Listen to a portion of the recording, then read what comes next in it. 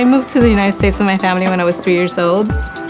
Coming to Corona gave us a sense of belonging. We saw a lot of people that looked like us. We saw a lot of storefronts that were Ecuadorian, so it was like coming back home. My family really enjoyed coming to Flushing-Meadow Park. Even though we came very consistently, we never noticed that the Hall of Science was sitting right at the edge of the park.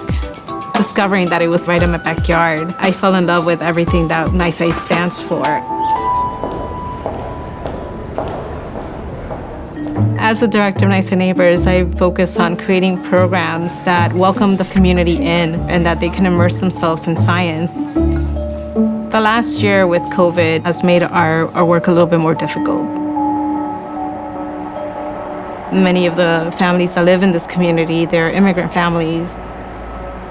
La pandemia ha sido muy difícil porque estamos acostumbrados a visitar lugares, especialmente Hall of Science. La mascarilla cubría el sentimiento de mis hijos. Yo no podía saber si estaba sonriendo, si estaba triste. We had to stop our in-person programs. But the time that we had also allowed us to be creative and find ways to build new exhibits and new ways of engaging our community.